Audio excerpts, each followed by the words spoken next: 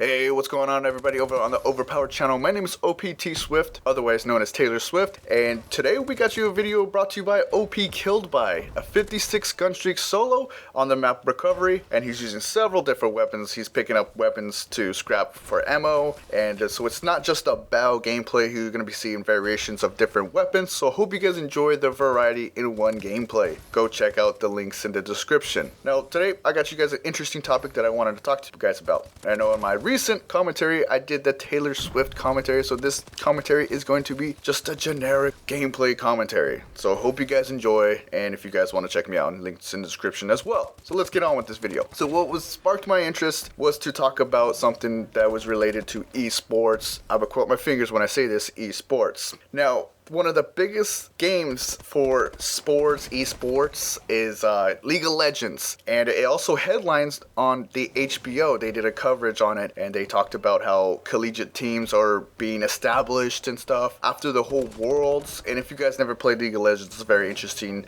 game to play. It's not like Call of Duty, and before people say anything like, oh, League of Legends. I actually play League of Legends, a very competitive game, and it's actually pretty fun. I do enjoy it at times when I do have time to play it. So I mix it up, with different other games, That's a little bit about T-Swift. It made coverage for HBO because they had the Worlds tournament, and it was huge. There was a huge prize pool, and the fan base is just so incredibly huge. The views is insane, and people were scouting this game. People were scouting to make a teams, and one college team decided to hand out scholarships for players that are looking to be a part of their college varsity team, which is interesting because now they're starting collegiate tournaments for these college teams, which is crazy to think that esports is getting this big. But the thing is, it's one game so far. I mean, I think they have Dota as well. I'm not too really sure about it, but League of Legends is massive right now. League of Legends is getting bigger than ever for esports. It's growing esports. As I'm saying esports, I'm quoting my fingers because let's be realistic. People say sports is for physical activity, but how can not clicking,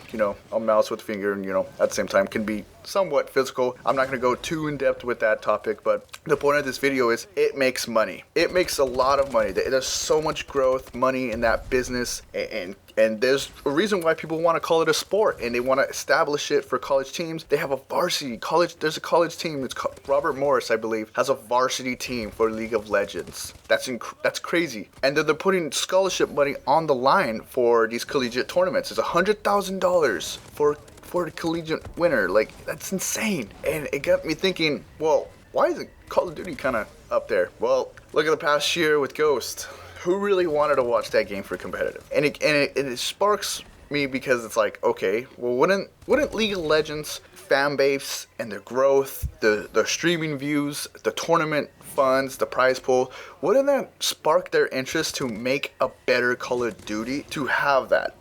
Think about it. If Call of Duty had something like that was that huge for these guys who play shooter games, for teams like Optic, for Envy, do you know how much more motivated these players would be? You know how much drive and the drive players would have to be a competitive player and make themselves bigger and better and be on these big arenas. I'm talking the arenas for League of Legends is massive. It's insanely huge, and it should drive these developers to make an intelligent, smart, functional game. But just imagine that though, being able to play for a college team, you're competing, you're playing video games at the same time, you're making a schedule to big classes, you're getting your education at the same time, you got a scholarship for it. Like, how that'd be realistic. That'd be pretty freaking awesome. I would love to go to school, go to college, which I'm doing right now. I have to make time to play video games, of course. I work, I have a job, but just imagine having a scholarship. You got a scholarship because you're a super beast at Call of Duty and you're part of a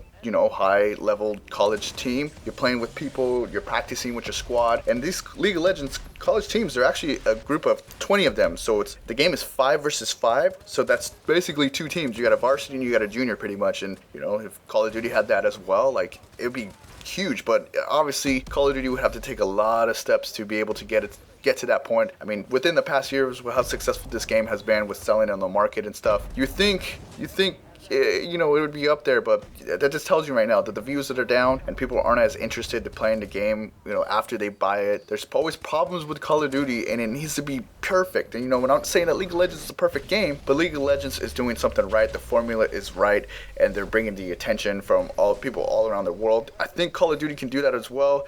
It's just going to be, you know, these developers just got to get their heads out of their asses and make something right. You know, they got to pop that formula and just do something right. But, man, that's going to require a lot of brain surgery.